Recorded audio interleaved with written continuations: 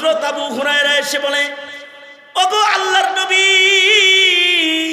আমার মা আমারে মারে, বাদ গেলে পিটায়, খাওন দেয় না, অত্যাচার করে। আপনি আমার মার লেগে একটু দোয়া করেন, আমার মার হৃদয় যেন আল্লাহ তাআলা তাওহীদের দিকে ঘুরায়া দেয়, কালেমা যেন পড়ায়া দেয়, আপনি একটু দোয়া করেন। আল্লাহর রাসূল আবু হুরায়রার অত্যাচারী দেহ দেখা, যে গায়ের ভেতরে ক্ষত দাগ, মায়ে অত্যাচার করেছে, মায়ের পিট করেছে, শুকনো চেহারা, অসহায়ের মতো নিজের মায়ের দিল পাল্টানোর দোয়া করতেছে, দোয়া চাইতেছে। আল্লাহর রাসূল নিজের সাহাবীর চেহারার দিকে তাকায় দুই হাত উপরে তুলে বলে, ওগো আল্লাহ, আমার আবু হুরায়রার মাকে আপনি মুসলমান বানায়া দেন। হযরত আবু হুরায়রা বলে, একদিক দিয়ে রাসূল দোয়া করছে, আর একদিক দিয়ে আমি দৌড় দিছি যে দেখি আমার বাড়িতে নবীর দোয়া আগে যায় নাকি দৌড়ায় আমি আবু হুরায়রা আগে যাই। হযরত আবু হুরায়রা বলেন, দৌড়ায় নবীর দুয়ার আগে আমি বাড়ি যাইতে পারি নাই। বাড়ি যায় দেখি ঘরের দরজাগুলো বন্ধ, আর ভেতর থেকে পানির আওয়াজ আসতেছে। মা বলে ডাক দিয়েছি তো আমার মা বলে, আবু হুরায়রা একটু অপেক্ষা করো, গোসল করে নতুন কাপড় পরে পবিত্র হয়ে রেডি হয়ে আসতাছি। মা আমার গোসল করে রেডি হয়ে দরজা খুইলা বলে, আশহাদু আল্লা ইলাহা ইল্লাল্লাহ, আশহাদু আল্লা ইলাহা ইল্লাল্লাহ ওয়া আশহাদু আন্না মুহাম্মাদান আবদুহু ওয়া রাসূলুহু। সেই মাওলার কাছে চাইবা না তো পীরের মাজারে যা চাইবা, দরগায় যা চাইবা নাকি? না না না, তুমি বান্দার যা দরকার সব তুমি আল্লাহর কাছে চাও। তোমার যা দরকার সব আল্লাহ তাআলা দান করবে। বান্দার কাছে চাওয়া জায়েজ আছে, তালাক যেমন আবগাজ হালাল, চাওয়াটা ওরকম আবগাজ হালাল। এই কারণে প্রয়োজনের যা আছে সব বান্দা আল্লাহর কাছে চাইবে। আল্লাহর চাইতে কাছে তো বান্দার আর কেউ নাই। বলুন তো আমাদের সবচাইতে কাছে কে? জোরে আওয়াজ করে বলেন, কাছে কে? নাহনু আকরাবু ইলাইহি মিন হাবলিল ওয়ারিদ। আমাদের শাহরগ যতটুকুন কাছে, ঘাড়ের শাহরগ যত কাছে, তার চেয়েতেও বেশি কাছে আমাদের কাছে হলেন আমাদের রব আল্লাহ। চালাক যে, সে তো কাছে যে তার কাছেই চাবে, দূরে যায় চাবে কেন? যে সবচেয়ে কাছে তার কাছেই চাইব। আল্লাহ তাআলা বলেন, আমি তোমার সবচেয়ে কাছে, তোমার ঘাড়ের শাহরগের চাইতেও আমি তোমার বেশি কাছে। সুতরাং চাওয়ার হক আমার, আমার কাছেই তুমি চাও। চালাক যারা তারা তার কাছে চায় যার কাছে যে জিনিস আছে। যার কাছে যে জিনিস নাই তার কাছে ওই জিনিস চাওয়া বোকামি। কেউ বসে রয়েছে তেল লইয়া, তেলের দোকানদার, এর কাছে যায় যদি কেউ চায় দুধ দেন তাহলে এটা বোকামি। আর গোয়াল বেটা দুধ লইয়া বয়ে রয়েছে, তার কাছে যায় যদি কেউ তেল চায়, বোকামি।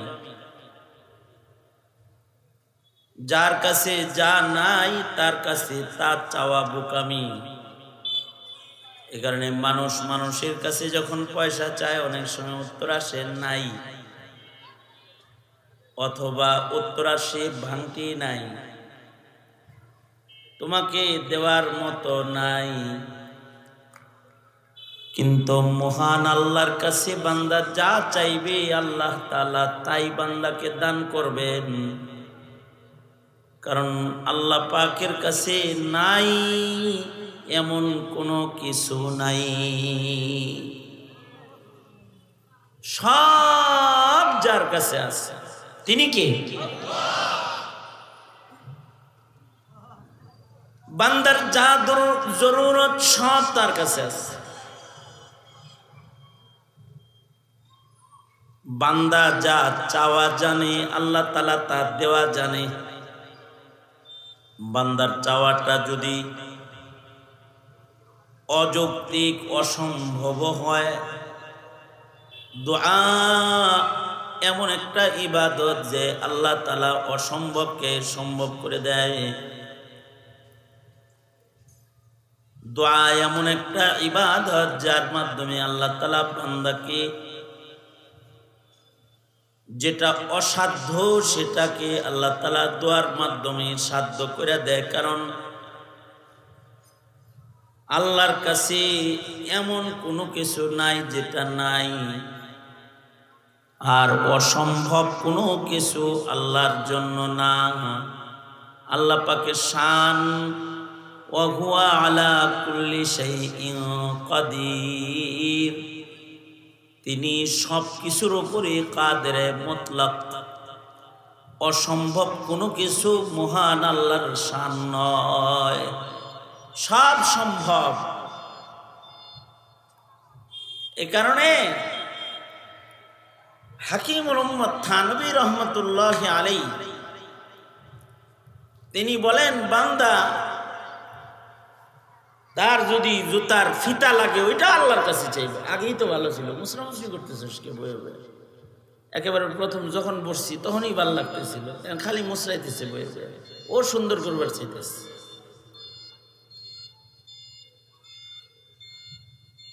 তো আল্লাহ পাকের কাছে তোমার যদি জুতার ফিতা লাগে, হযরত থানভী বলেন তোমার জুতার ফিতা লাগবে, এটাও তুমি আল্লাহর কাছে চাও।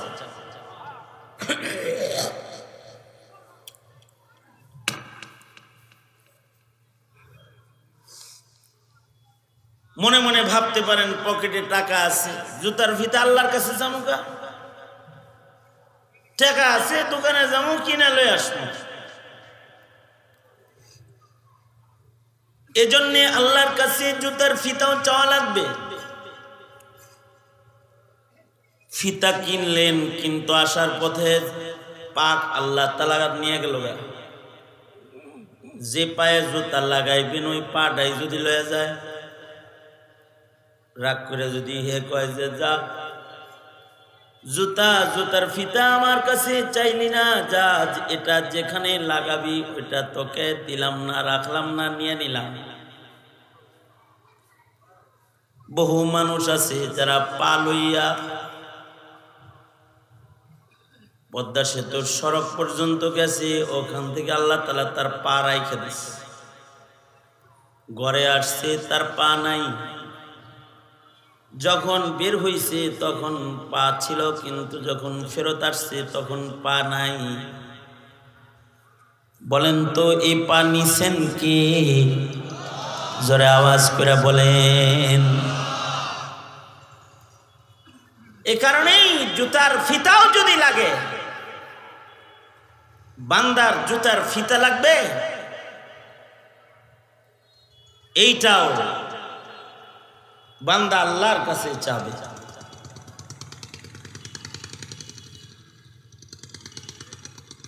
কঠিন কিছু লাগবে, সেটাও আল্লাহর কাছে চাবে। অসম্ভব বান্দার চাওয়াই অসম্ভব বস্তু, এমনও যদি হয় সেটাও আল্লাহর জন্য সম্ভব দেওয়া, সেটাও আল্লাহর কাছে চাইব। এ কারণে সাহাবায়ে কেরাম কঠিন থেকে কঠিন জিনিস আল্লাহর কাছে চায় ফেলাইতেন। টাকা লাগবে আল্লাহর কাছে চাইতেন, খাওন লাগবে আল্লাহর কাছে চাইতেন, কাপড় লাগবে আল্লাহর কাছে চাইতেন, এমনকি এমন জিনিস চাইতেন যেটা আসলে বান্দার জন্য অসম্ভব কিন্তু আল্লাহর জন্য সম্ভব। যেমন হাদিসে আছে, এক সাহাবী যুদ্ধের ময়দানে যাইতাছে। সাহাবী যুদ্ধের ময়দানে যাইতেছে, শত শত মাইল দূরে সাহাবী যুদ্ধে যাবে। মাঝ রাস্তায় যায় সাহাবীর সওয়ারি একমাত্র সওয়ারি গাধা যেটা, এটা গাধাটা মরে গেছে। অন্যান্য সাহাবীরা ঘোড়ার পিঠে সওয়ার হয়ে চলে যাইতেছে, আর এই সাহাবী মরা গাধা যেটা তার ওইটার পাশে বসে রয়েছে। সাহাবীরা বলে চলো যাই, সে বলে যান আপনারা যান, আমি আই। সবাই চলে গেলে এবার সাহাবী দুইটা হাত তুলে বলে ওগো আল্লাহ, পায়ে হাইটা যাবো না। ওগো আল্লাহ, আমার সওয়ারি একমাত্র সম্বল আমার গাধা, এ গাধাটা মরে গেছে। ও আল্লাহ, আপনি তো সকল কিছুর উপরে কাদের। আল্লাহ, আপনার বান্দা যুদ্ধে অংশগ্রহণ করবে। আল্লাহ, আপনার বান্দা জিহাদে যাবে, আপনার দিন কায়েম করার জন্য যাবে, তার একমাত্র সম্বল এই যে গাধাটা, এটা মরে গেছে। এখন বান্দার আর কোনো সম্বল নাই। ওগো আল্লাহ, বান্দা হিসেবে আপনার কাছে আমার দরখাস্ত হলো, আমার মরা গাধাটাকে আপনি এখন জীবিত করে দেন। আল্লাহ, আপনি আমার মরা গাধাটাকে জিন্দা করে দেন, আমি যুদ্ধে যাব। বান্দা দোয়াটা করতে দেরি হইছে, মরা গাধা নড়াচড়া দিয়ে জীবিত হয়ে দাঁড়াইতে দেরি হয় নাই। এই মরা গাধাটাকে দাঁড় করাইলো কে? মানুষের সাধ্যে কি ছিল? কোন শক্তিশালী মানুষ কি এই মরা গাধাকে দাঁড় করাইতে পারত? কিন্তু আল্লাহ পাকের শান, তিনি মৃতকে জীবিত করেন, জীবিতকে মারেন। কাদেরে কুদরত দারি, কাদেরে কুদরত দারি, হারচে খাহি আকুনি, মুর্দারা তো জান বখশি, জিন্দারা বে জাকুনি। মুর্দারা তো জান বখশি, জিন্দারা বে জাকুনি। কাদরে কুদরত দারি, হরচ খাহি আকুনি। কাদরে কুদরত দারি, হরচ খাহি আকুনি। মুর্দারা তো জান বখশি, জিন্দারা বে জাকুনি। আল্লাহ তাআলা, আপনি তো সবকিছুর উপরে কাদের। আপনি মরারে জীবিত করতে পারেন, জীবিতরে মেরে ফেলতে পারেন। সব কিছুর উপরে যিনি সক্ষম। অক্ষমতা এটা তো বান্দার দোষ, আর সক্ষমতা এটা হলো আল্লাহর গুণ। আল্লাহু আকবার বলেন। আল্লাহর গুণ কি? আল্লাহ তাআলা সক্ষম, আর বান্দা হিসেবে দোষ কি বলেন? আরো জোরে বলেন। বান্দা কি সক্ষম না অক্ষম? বান্দা কি সক্ষম না অক্ষম? অক্ষম। আর সক্ষম, সক্ষম। আরো জোরে, আরো জোরে। বান্দা হলো অক্ষম। सरापा आजजी होने ने बंदा कर दिया हमको, सरापा आजजी होने ने बंदा कर दिया हमको, वगरना हम खुदा होते जो दिल बे आरज़ू होता। আবেদন সারা, দোয়া সারা হয় না। এই কারণে আমরা বান্দা। একজনের কাছে আবেদন করলে তিনি যদি দেয় তাইলে আমরা পাই, তিনি না দিলে আমরা পাই না। এই অপারকতা, এই আজেজির কারণে আমরা হইলাম বান্দা। আর যিনি আমাদের আবেদন পূরণ করেন তিনি কে? আরো জোরে। सरापा आजिज़ी होने ने बंदा कर दिया हमको, सरापा आजिज़ी होने ने बंदा कर दिया हमको, वगरना हम खुदा होते जो दिल भी आरज़ू होता। কামনা ছাড়া, দোয়া ছাড়া যদি কিছু করতে পারতাম তাহলে তো আমরা খোদা হয়ে যাইতাম। আমাদের আরজু ব্যতিরেকে আবেদন ছাড়া আমাদের কিছু অর্জন হয় না। এ কারণেই আমরা বান্দা, যিনি আবেদন পূরণ করেন তিনি কে? আল্লাহ। এ কারণেই তিনি বান্দার সব আবেদন পুরা করেন। এ কারণে ইযা সাআলতা ফাসআলিল্লাহ, আমার আবেদন হবে, আবেদন আবেদন আমার মঞ্জুর করবেন কে? এই আবেদনটার নাম কি? দোয়া। আবেদনটা যে ইবাদতের মাধ্যমে করতে হয় ওইটার নাম দোয়া। কারণ আবেদন ছাড়া, তৌফিক ছাড়া কোনো কিছু আমার জন্য করা সম্ভব নয়। এমনকি আপনি আমি কোনো ভালো কাজ করতে হইল একজনের তৌফিক লাগবে, তিনি হলেন আল্লাহ। আপনি জিকির করবেন, আল্লাহর নাম নিবেন, তাও তৌফিক লাগবে। সেজদা দিবেন, আল্লাহর গোলামি করবেন, তৌফিক লাগবে কার?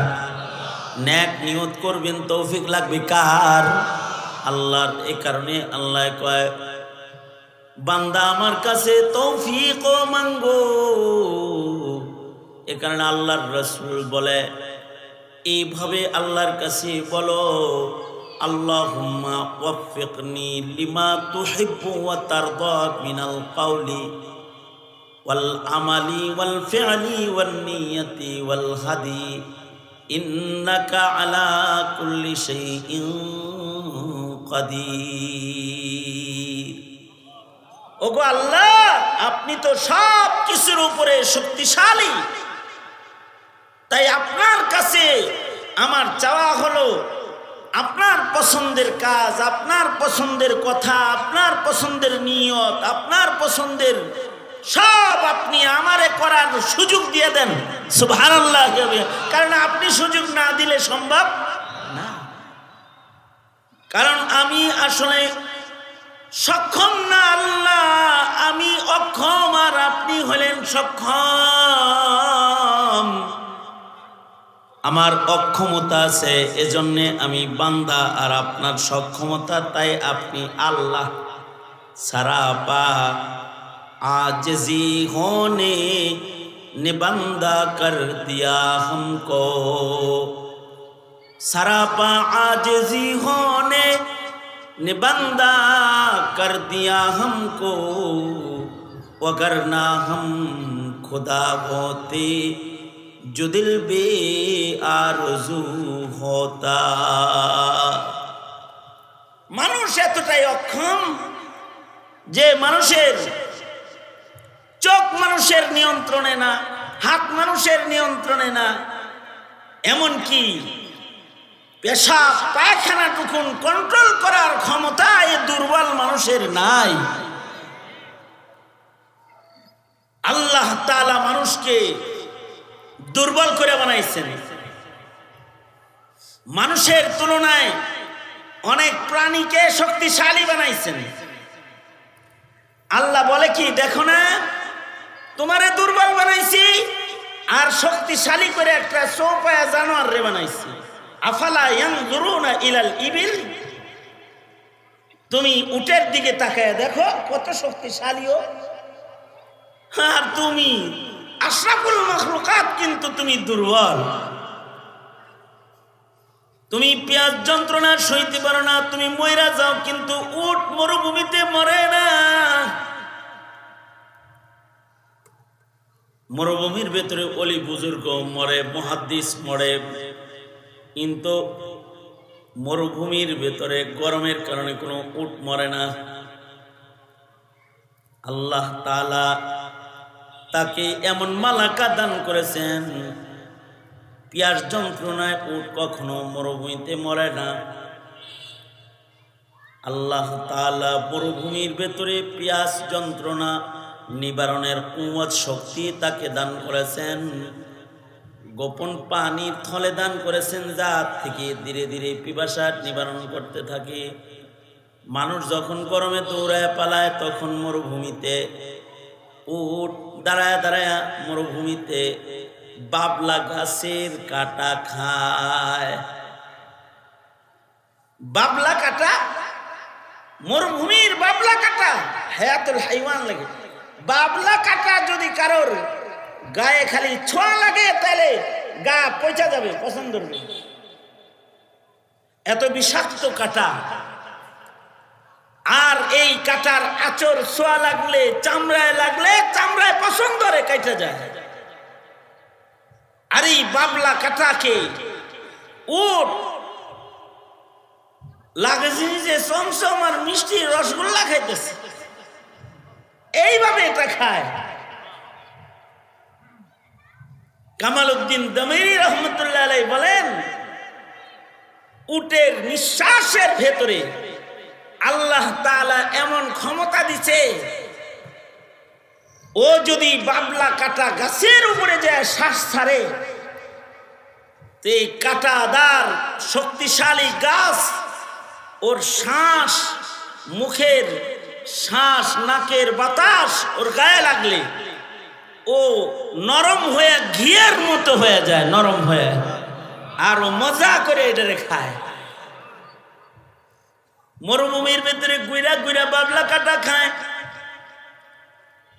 মানুষ দৌড়ে পালায়, পেঁয়াজ যন্ত্রণায় জমিনে মানুষ মরা যায়, পানি নাই তো পানির অভাবে মানুষ মারা যায়। হজের সফরে কিছু কবরস্থান পাওয়া যায়, পায়দল হেঁটে যাওয়ার রাস্তা যেগুলো আছে ওখানে কিছু কবরস্থান আছে। অর্থাৎ রাস্তায় রাস্তায় মানুষ মরুভূমিতে তৎকালীন সময়ে পথ চলতে গিয়ে রাস্তায় মরে গেছে বড় মুহাদ্দিস, তার কবর মরুভূমিতে। অর্থাৎ পায়দল হেঁটে সুদূর কুফা থেকে মক্কায় যাইতেছে, অথবা কুফা থেকে মদিনাতুল মুনাওয়ারা যাইতেছে। রাস্তার মাঝখানে পিয়াস যন্ত্রণায় ছাতি ফাইটা মরে গেছে। এর উপরে আলাদা কিতাব পাওয়া যায়, মাম্মাতা ফি তরিকিল মক্কা জওয়ান, কারা কারা মদিনার পথে পিয়াস যন্ত্রণায়, ক্ষুধার যন্ত্রণায় মরে গেছে।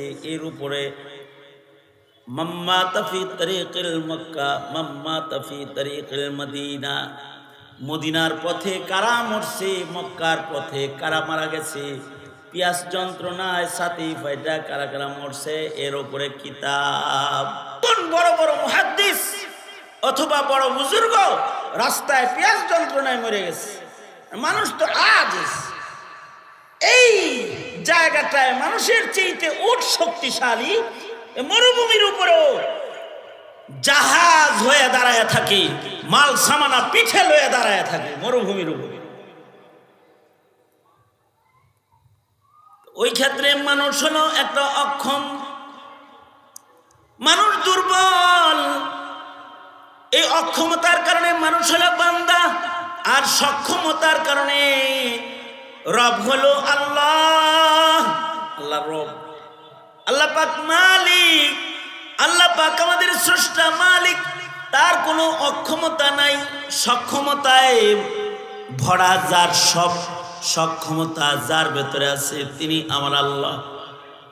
আর হাজারো দুর্বলতা, অক্ষমতা, কদম কদম যাকে ঘিরে রেখেছে তার নাম হলো বান্দা। মানুষকে আল্লাহ তাআলা কদম কদম অক্ষমতা দিয়ে ঘিরে রাখছে, এতটা অক্ষম বানাইছে যে মানুষের পেশাব পায়খানা নিয়ন্ত্রণ করার যোগ্যতা মানুষের নাই। যদি না আল্লাহ তাআলা সব কিছুকে সুস্থ না রাখে, যদি সুস্থ না রাখে তাহলে এটাও নিয়ন্ত্রণহীন হয়ে যায়। কোন দিক দিয়ে পেশাব বের হয়ে যায় আর কোন দিক দিয়ে যে পায়খানা বের হয়ে যায়, কি ব্যাপার? পেশাব করে দিছেন, বয়োবৃদ্ধ মুরব্বীকে যে বলতেছে পেশাব করে দিছেন, কই? অর্থাৎ পেশাব যে করছে এই মুরব্বীর খবরও নাই, অথবা বাথরুম হয়ে গেছে মুরব্বী বয়োবৃদ্ধ অবস্থার কারণে, সুম্মা রাদাদনাহু আসফালা সাফিলিন, এত দুর্বল আল্লাহ বানাইছে যে বাথরুম করছে খবর নাই। শুধুই মাত্র অসুস্থতার কারণে খবর নাই তা না, সুস্থ মানুষেরও এই দুই রাস্তা কন্ট্রোলের যোগ্যতা নাই। সুস্থ মানুষেরও নাই দুই রাস্তা, দুইটা ছিদ্রি কন্ট্রোল করবে। সুস্থ মানুষ সেও পারবে না। এত দুর্বল করে আল্লাহ তাআলা আজিজ করে মানুষ বানাইছেন। এই কারণেই মানুষ করতে যায় একটা, কইরা দেয় আরেকটা।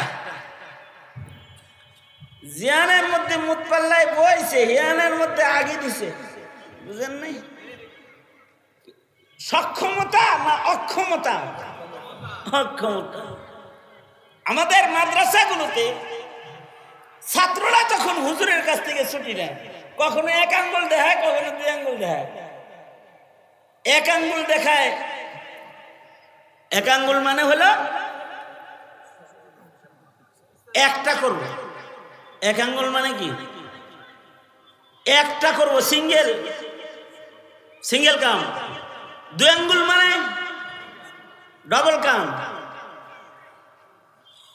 কেউ যদি এবার ডবল কাম করতে যায়, যদি কয় আমি দুই আঙ্গুল দেখাইছি কিন্তু কাম করবো একটা, অর্থাৎ শুধু পায়খানা করব, পেশাব করব না। যদি কেউ নিয়ত করে, হ্যাঁ আমি কুস্তিগীর পাহলোয়ান, এত বড় একজন বীর, আমি সিঙ্গেল ডেলিভারি দিব, ডবল দিব না আজকে, হ্যাঁ মনে করেন যে সামনের টুক আটকায়া পিছনের টুক খুইলে বয়ে বলল, তাতে বলুন তো তার যে অক্ষমতা, আল্লাহ তাআলা তাকে এতটা অক্ষম বানাইছে, হে কি সিঙ্গেল করবো না সামনে কাপড় চোপড় থাকলে এরকম বাঁকাইব? হ্যাঁ,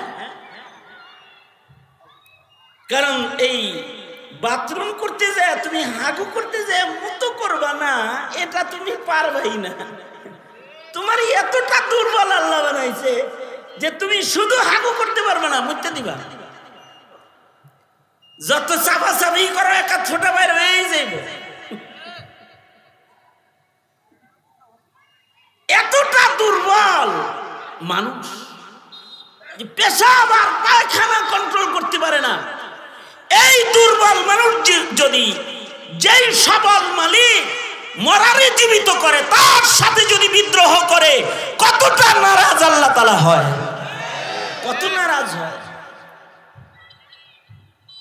এজন্য আল্লাহ তাআলা কয় তুমি আমার সাথে কখনো সবলতা দেখাইবে না, আজজি ইনকিসারি, হালাতের গোলাম হয়ে তুমি আমার কাছে পেশ হইবা। তোমার যা লাগবে সব তুমি আমার কাছে চাইবা। তোমার রিজিক দরকার তাও আমার কাছে চাইবা। তোমার ইজ্জত দরকার আমার কাছে চাইবা, কারণ তো ইজ্জু মান তাশা ওয়া তুযিল্লু মান তাশা। তোমার রিজিক দরকার আমার কাছে চাইবা, আমি রাজ্জাক। আমি যদি চাই তো ওয়ারযুকুহু মিন হাইসু লা ইয়াহতাসিব, তুমি যা কল্পনা করো নাই সেভাবে আমি তোমার কাছে রিজিক পাঠায়া দেব।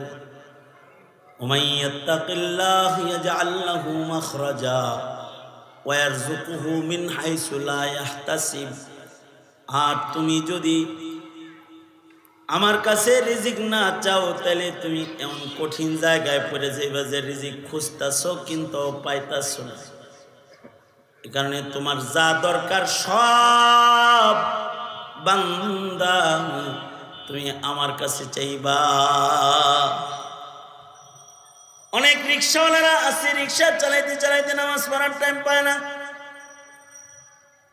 অনেক অটো ড্রাইভার আছে, তারা অটো চালাইতে চালাইতে নামাজ পড়ার টাইম পায় না।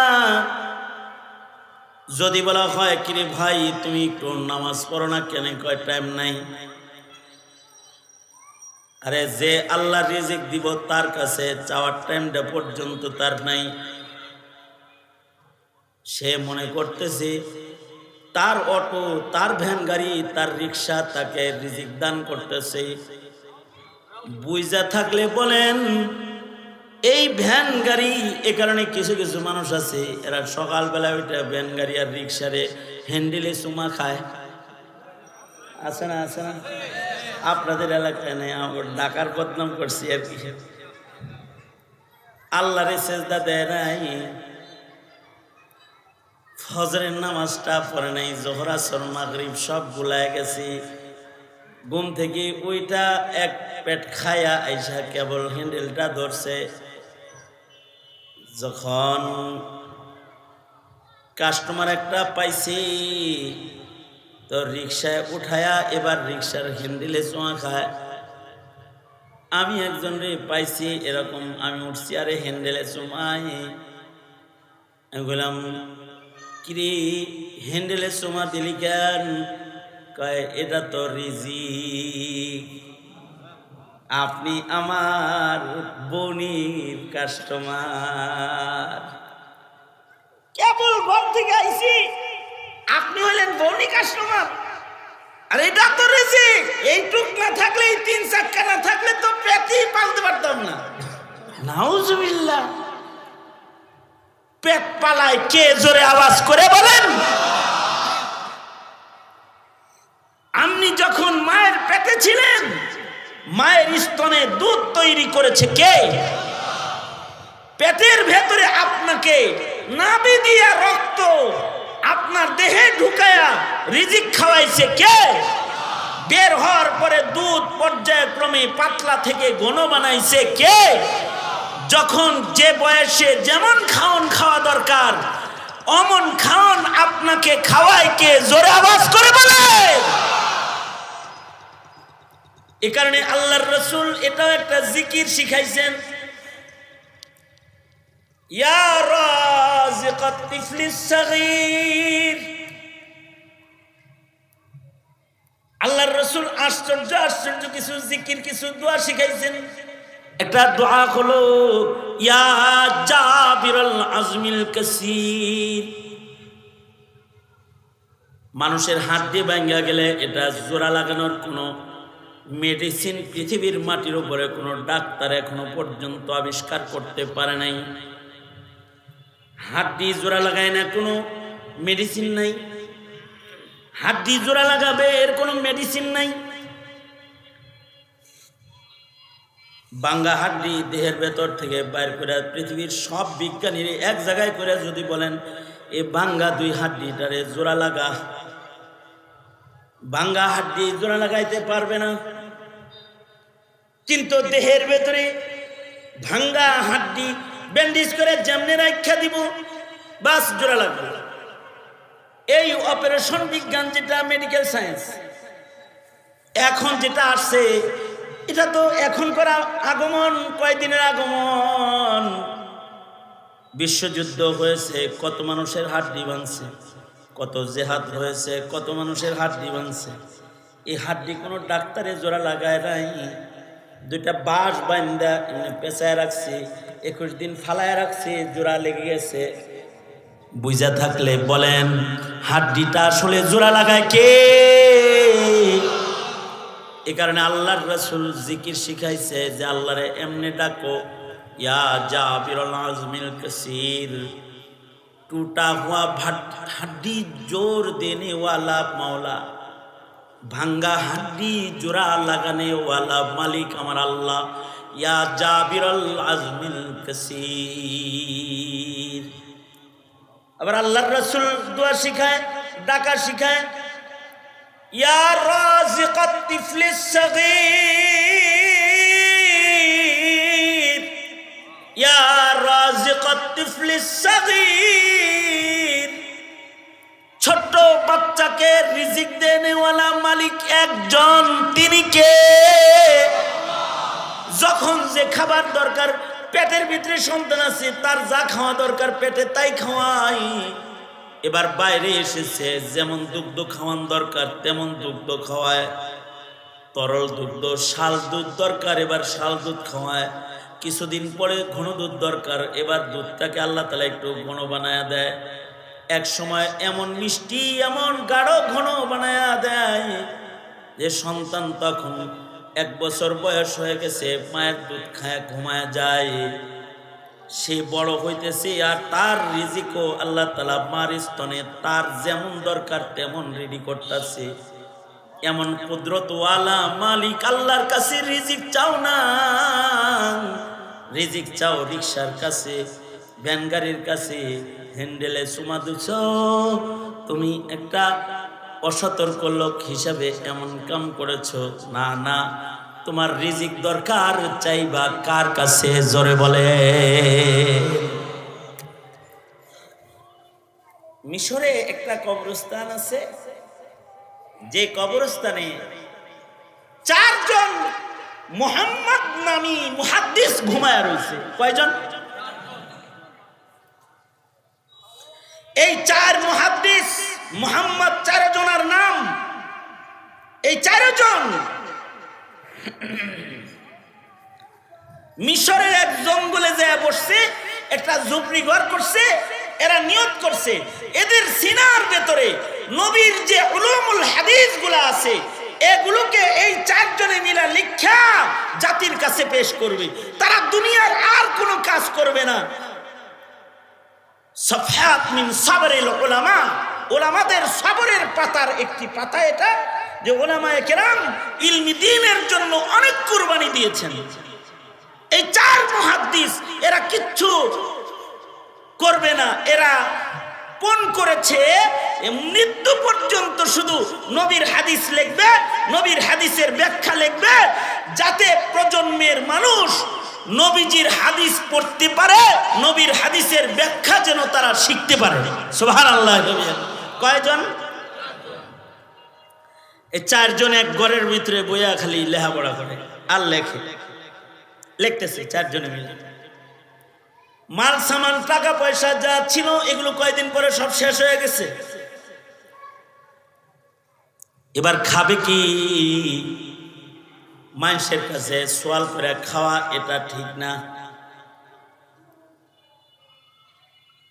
সওয়াল করা জায়েজ আছে, কিন্তু আবগাজ জায়েজ। আল্লাহর রাসূল বলেন, আবগাজুল হালালি ইনদাল্লাহি ইসনান, আবগাজুল হালালি ইনদাল্লাহি ইসনান, আসওয়ালু ওয়াত তালাক। আল্লাহর রাসূল বলেন, হালালের বাজারে 2টা হালাল কাম আছে যা আল্লাহর কাছে বড় নিকৃষ্ট। তার ভেতরে একটা নিকৃষ্ট হালাল হলো কারোর কাছে কিছু চাওয়া। ভাই টেয়া দেন, এ আকরাম ভাই আমার দোস্ত টেয়া দেন, কইলাম মনে করেন এই যে চাইলাম বড় ভাইরে যে আকরাম ভাই আপনি 50 টাকা আমার দেন, এটা আল্লাহ পছন্দ করেন। সোয়াল আবগাজ হালাল, চায়া নিতে পারবা না, চাইতে পারবা না। তুমি জানো তার কাছে আছে, তোমার কাছে নাই। তুমি জানো চাইলে পাইবা, তারপরও চাইবা না, সবর করবা। প্রয়োজনে 1 বেলা খাইবা, প্রয়োজনে সেরা কাপড় পরবা, প্রয়োজনে সেরা স্যান্ডেল পরে ঘুরবা, প্রয়োজনে তুমি সেরা লুঙ্গি হযরত ওমরের মতো সেলাই করে 18 তালি লাগায় পরবা, তারপরও সওয়াল করবা না যে দেন। আবগাজুল হালালি ইনদাল্লাহি ইসনান, আসওয়ালু ওয়াত তালাক। বউ যদি কোনো স্বামীর অত্যাচার করে তাহলে স্বামীর অধিকার আছে এমন বিবিরে তালাক দিয়ে ঘর থেকে বের করে দিবে, অধিকার আছে। বিবি কথা শোনে না থেকে জুলমত করে রাখবো নাকি? আল্লাহ জায়েজ রাখছে, আমি ইচ্ছা করলে তালাক দিয়ে বের করে দিতে পারি, এই অধিকার আমাকে আল্লাহ দিয়েছে। কিন্তু অধিকার দিয়ে আবার রাসূলকে দিয়ে বলায়, বলে দেন তালাকটা আমি পছন্দ করি না। এবার আল্লাহর রাসূল বলেন, এই উম্মত, তালাক দেওয়া জায়েজ আছে, কিন্তু তালাক আল্লাহ তাআলা পছন্দ করে না, এটা আবগাজ হালাল। আল্লাহর রাসূল বিয়ে করেছেন কিন্তু তালাক দেন নাই। নবীজির কোনো বিবির তালাক দেন নাই। সাহাবী আয়েশা বলছে তালাক দিতে চাই, রাসূল বলছেন দাও, যদি ঘর না মিলে তো তালাক দিয়ে দাও। আল্লাহর নবীর বিবিদের সাথে নবীর ঝামেলা হয় নাই তা না, ঝামেলা হয়েছে। হওয়ার পরেও নবীজি সবর করেছেন, কখনো নিজের বিবিদেরকে তালাক দেন নাই। এমনকি ঝামেলায় পড়ে নবীজি কসম খায় ফেলছে যে এই জিনিস জীবনে আর কোনোদিন খাইতাম না।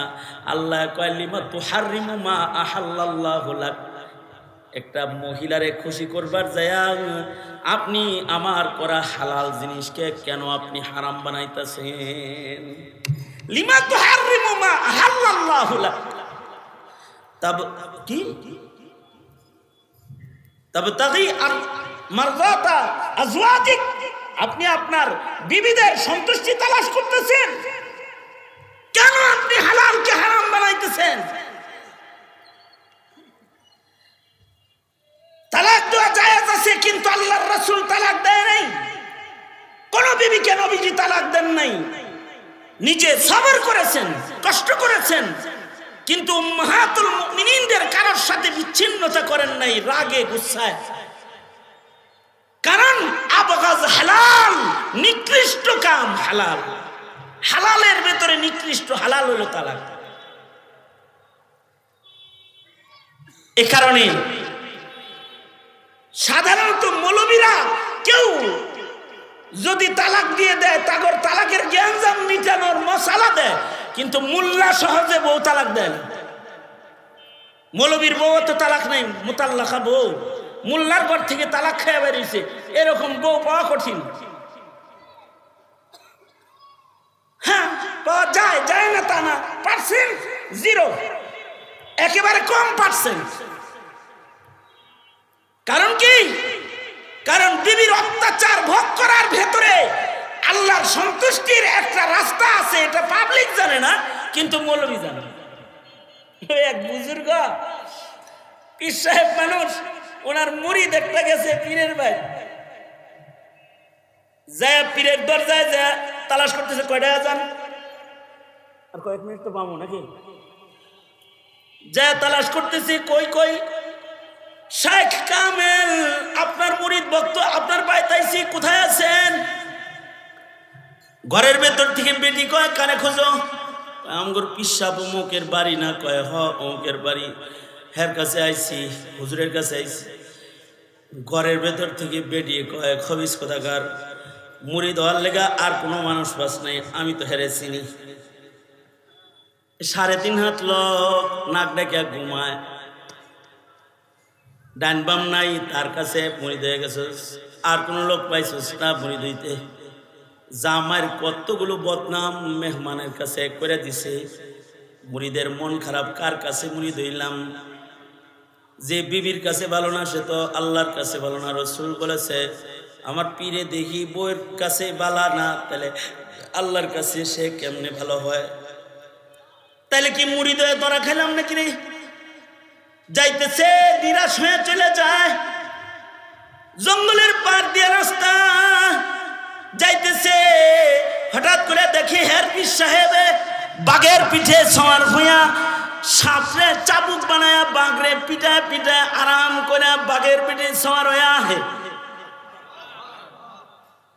মুড়ি দেখছনি কাণ্ডটা, বাঘের পিঠে সওয়ার হয়ে দেখি হুজুরাই ভাল লাগছে রে। কাছে আইলে বলে, হযরত জঙ্গলের বাঘটাকে কাবু বানায়া পিঠে উঠছেন, সাপটাকে কাবু বানায়া হাতে চাবুক বানাইছেন, ঘরের হিডা হিরমকে বুজুর্গ কয়, আল্লামা সাদি বলে, বুজুর্গ বলে, গরনা সবরম মি কাশিদে বারজান, গরনা সবরম মি কাশিদে বারজান, কায় কাশিদে শেরে নরবি গারেমান। এই বেডির অত্যাচার সহ্য করি, এ কারণেই তো মহান আল্লাহ জঙ্গলের হিংস্র প্রাণীদেরকেও বলে দিয়েছে, তোরা আমার বান্দার অত্যাচার সহ্য করবি। হের অত্যাচার সহ্য করি দিই তো আমার অত্যাচার ওরা সহ্য করে। কারণ কি জানো? কারণ হইল এই মহিলাকে যদি তালাক দিয়ে দেয়, তাহলে এই মহিলা অন্য কোনো ভাইয়ের কাছে তার বিয়ে হইতে হবে। সেই মুসলমান ভাইও তো কষ্ট পাবে। ঈমান হলো নিজের জন্য যেটা পছন্দ করা, পরের জন্য সেটা পছন্দ করো। নিজের জন্য যেটা অপছন্দ করো, আর এক ভাইয়ের জন্য এটা অপছন্দ করো। বুজুর্গ চিন্তা করে, এই বেডিরে লয়ে আমি দুঃখ পাই, আমার কোনো মুসলমান ভাই না পাক, আমার ঘরেই থাক, ঈমান কামেল। আর একটা হলো পেট থেকে কিছু বাচ্চা হয়েছে, যে বাচ্চাগুলা নেককার। যদি এখন এই মহিলাটাকে তালাক দিয়ে দেয়, তাহলে বাচ্চারা বলবে মার মাথা খারাপ আছিল, আব্বারও কি মাথা খারাপ আছিল নাকি, ওদের সংসার তছনছ হয়ে যাবে। সবচেয়ে বড় কথা হলো মানুষের হৃদয়ের মালিক হইলেন আল্লাহ। যে আল্লাহ এখন ঘরে তেরা রাখছে, সোজা করে দিতে কয় সেকেন্ডের কাম। কথা বলেন না কেন? কয় সেকেন্ডের কাম। তিনি বলবেন কুন ফায়াকুন, তিনি বলবেন হও, সাথে সাথে বাঁকাটা তেরা যেটা এটা সোজা হয়ে যাবে। এই জন্য বুজুর্গ কয়, তারাই না মহান আল্লাহর কাছে দোয়া করি, আল্লাহ গো তেরা বউটারে সোজা বানায়া দাও। কারণ দুয়ার দ্বারা তেরা সোজা হয়। যেমন হযরত আবু হুরায়রা এসে বলে, ওগো আল্লাহর নবী, আমার মা আমারে মারে, বাদ গেলে পিটায়, খাওন দেয় না, অত্যাচার করে। আপনি আমার মার লেগে একটু দোয়া করেন, আমার মার হৃদয় যেন আল্লাহ তাআলা তাওহীদের দিকে ঘুরায়া দেয়, কালেমা যেন পড়ায়া দেয়। আপনি একটু দোয়া করেন। আল্লাহর রাসূল আবু হুরায়রার অত্যাচারী দেহ দেখা, যে গায়ের ভেতরে ক্ষত দাগ, মায়ে অত্যাচার করেছে, মারপিট করেছে, শুকনো চেহারা, অসহায়ের মতো নিজের মায়ের দিল পাল্টানোর দোয়া করতেছে, দোয়া চাইতেছে। আল্লাহর রাসূল নিজের সাহাবীর চেহারার দিকে তাকায় দুই হাত উপরে তুলে বলে, ও আল্লাহ, আমার আবু হুরায়রার মাকে আপনি মুসলমান বানায় দেন।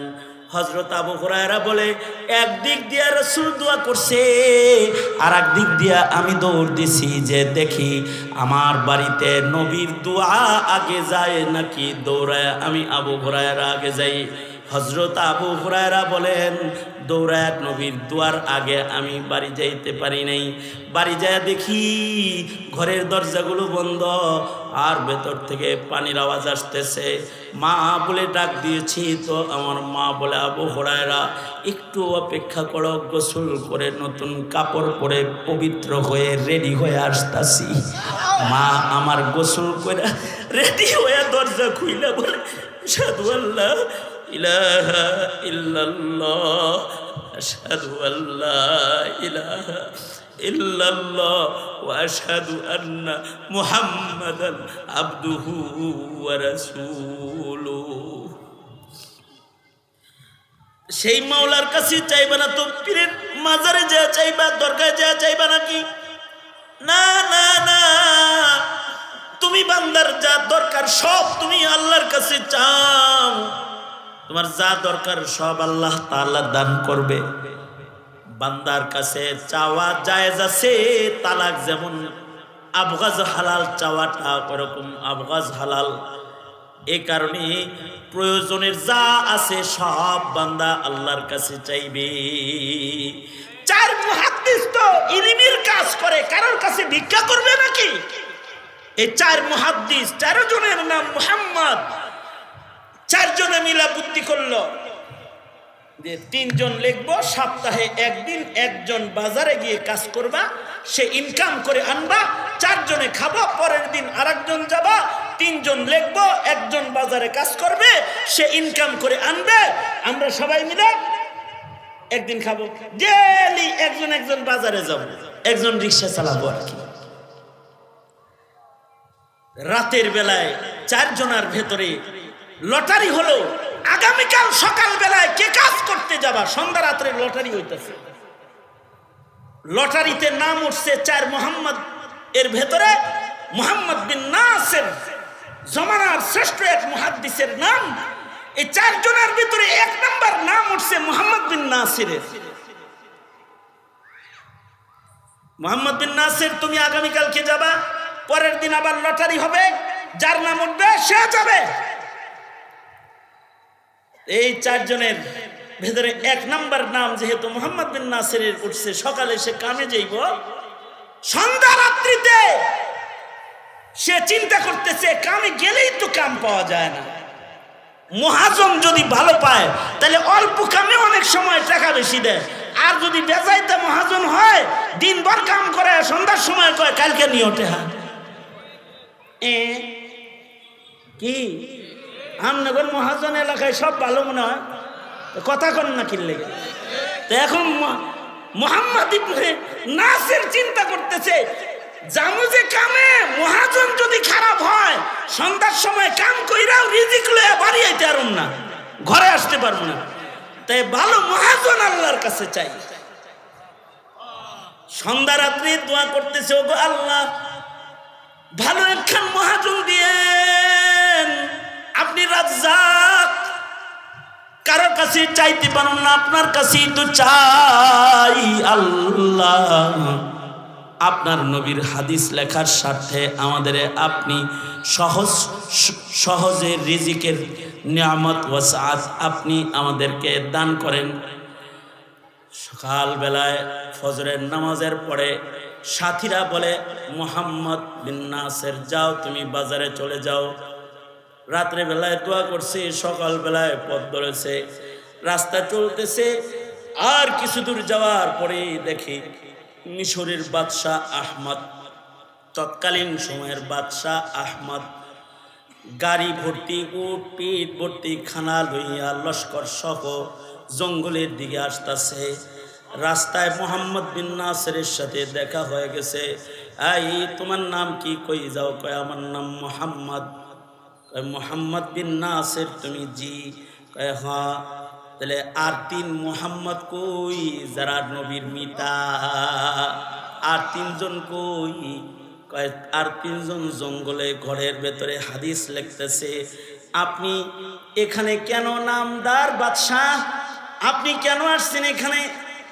শোনো শোনো, নবীর হাদিস লেখবার লাগছো, কারোর কাছে সওয়াল তোমরা করবা না, নিজে কাজ করে তারপরে খাইবা। বাজারের দিকে রওনা করেছো।